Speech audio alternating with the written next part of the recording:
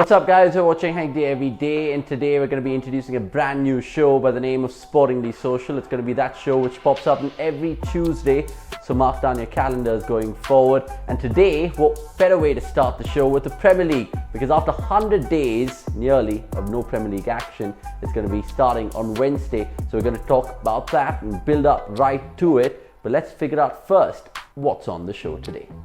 With the Premier League returning, we dig into those fixtures this weekend, pick our player of the week, and get talking to some fans. Not before the Tik Tok challenge, the special one indeed. So let's refresh our memories for starters and take a look at the fixtures first. So what's going to be coming our way this weekend, especially midweek as well, with Wednesday seeing 2 games being kicked off. It's of course Aston Villa versus Sheffield United, which is going to be the first game after 100 days of no Premier League football. It then nicely totters on to the Etihad, where Manchester City host Arsenal, and that is going to be a humdinger. More on with that particular fixture. We're going to be talking to 2 guests regarding that tie. But then we look down the list and we see Tottenham Manchester United being another tasty tie. Not to forget Everton versus Liverpool. Remember, the Premier League can be won this weekend provided Manchester City lose to Arsenal and Liverpool beat Everton. Having said that, it's going to be more sumptuous fixtures along the way, as you can see, but those are the key ones to watch out for.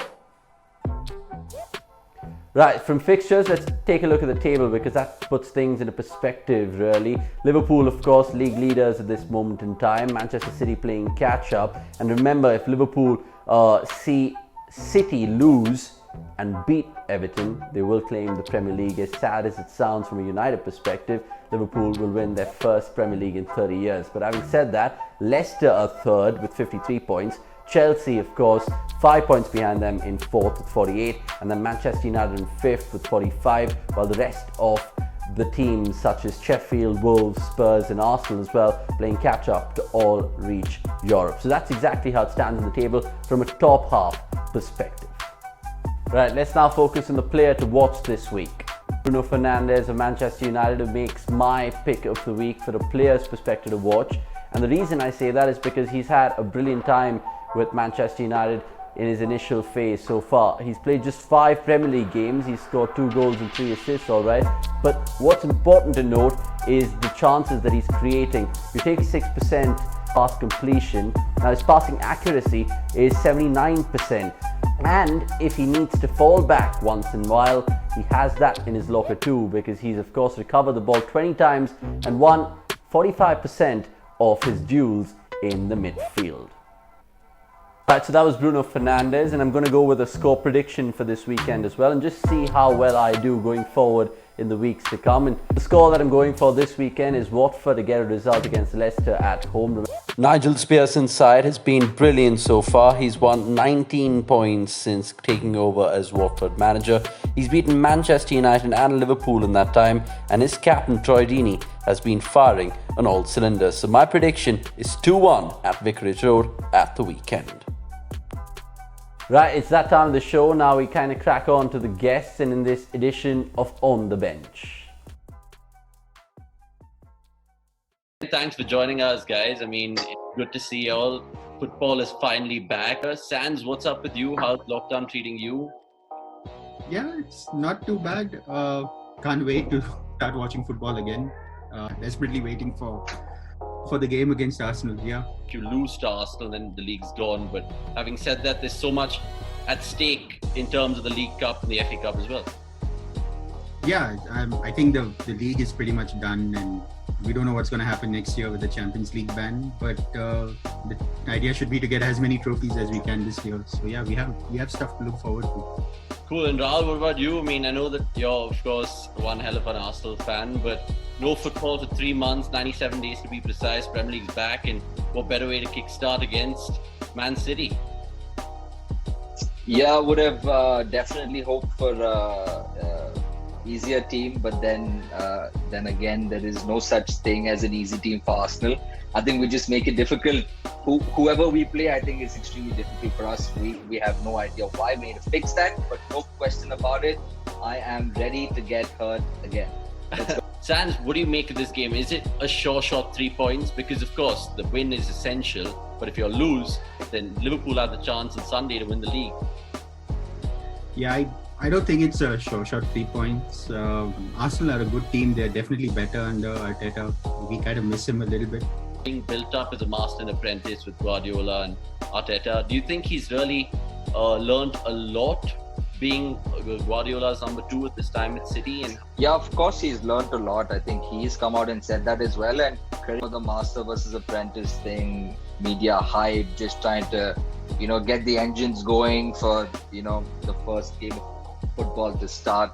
But going forward, I think I see a lot of positives in Arteta. I think the kind of qualities he has and the kind of principles he leads life by is something that Arsenal needs, and just looking forward to him implement those things. And I want him to be ruthless. I think that is something Arsenal are missing. And it has to come from the manager, because the Invincibles team that everyone speaks about, Wenger was a facilitator there. The players were the ones who were ruthless. But now we don't have that. So Arteta needs to play that role of being absolutely ruthless with the team and ensuring that everyone gives 100%. So really looking forward, not just to the game, but really to next season as well. Yeah, it's a good point that Raul mentioned. Sadal, what about Guardiola's time ahead with City? Because it's speculations that he might leave if there's Champions League not on the table, at least by the end of next season. He's won a lot of domestic silverware already. How do you see his time in, say, in the next 18 to 24 months in Manchester? Yeah, I mean, every City fan hopes he renews for sure, and hopes he sticks around for a longer duration. I think Pep is basically was brought in to win in Europe, right? And while we have been winning domestically, that has been very elusive. So it's a tricky situation. We hope he sticks around, but there have been so many rumors of him leaving, especially if the ban kicks in. It's not going to be easy to replace him. Having said that, he's created a very sound football system. And one of the things I think the City group did well is they've kind of brought in his philosophy at the group level, right, at the CFG level. Yeah. So the other clubs that are part of the group are also learning from that, and we're able to kind of build on top of that. So that I hope the effects if he leaves are going to be long-lasting. Yeah. I mean, of course, the legacy that he's going to be leaving behind, regardless of what he's done so far, is brilliant. But let's now just reflect on, of course, this fixture. And I want to talk about through a quiz, guys, because let's do a little something fun. Technically, yes, we all watch a lot of football, but you all support your club. So this quiz, so for all the people watching out there, is basically a City and Arsenal quiz, particular in the Premier League. So it's 10 questions. We'll do 5 with Sandal, 5 with Raul. So I'll ask you all a question each, and we'll see how you guys do and fare in this quiz. So no big pressure. Let's do it. Question number 1. What has been Man City's biggest Premier League win over Arsenal in the Premier League? How many years? In the Premier League since like 1992. I don't know. Maybe 6-3? I'll give you, yeah. So you said 6-3. Okay, so I did. I'll go 1. I didn't know if you meant like goal different, like, but... No, the scoreline. So score okay. 1 point, Raul. Sandal, your question. Who scored for Arsenal in their last trip to the Etihad, which came in 2018? Was Lacazette? No, it wasn't Lacazette. It was actually Koscielny. It was a 3-1 defeat, and the Frenchman scored, I think, a header at the far post. Raul's question. So Sandal 0, Raul's 1. Name 3. This is a slightly easier one for Raul. Name 3 players who've played for both clubs in the Premier League era, Arsenal and City. Any 3 count. Bakri Sanya, Samir Nasri, CLICHY. Yeah, I got 3. Cool. That's why I said it's a pretty easy question. This is an easier. And Sandal, this is yours. In 12 Premier League games, Sergio Aguero has scored dash goals against Arsenal.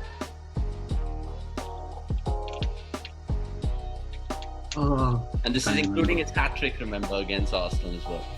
Yeah.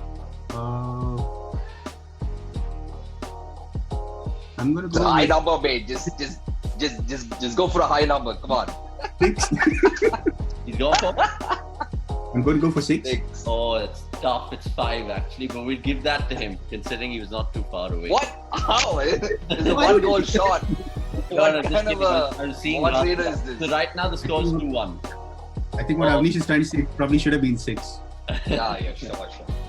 Okay, so Rahul's question: which City player scored twice against Arsenal in their last Premier League meeting in December 2019? The last time these two met at the Emirates, that was.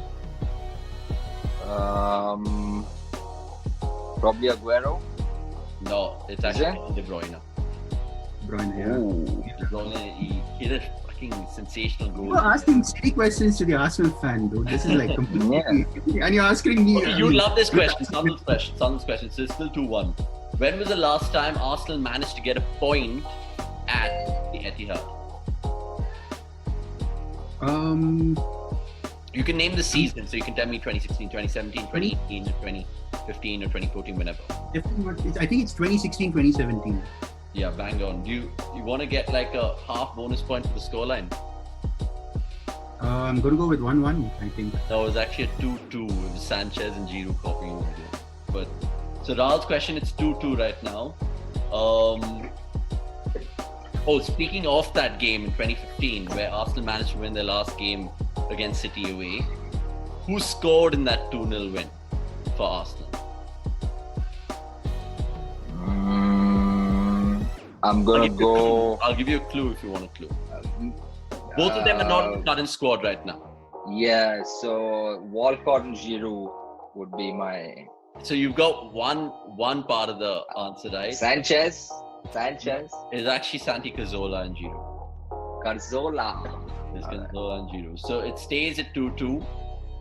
I get a 0.5 for that at least. Okay, fine. So 2.5. So then Imani gets 0.5 for the name. Or did you not give him that? If you didn't, it's fine. If you did it, it's fine. Yeah, I didn't give him that. Okay, that's fine. Carry on. So it stays at 2-2.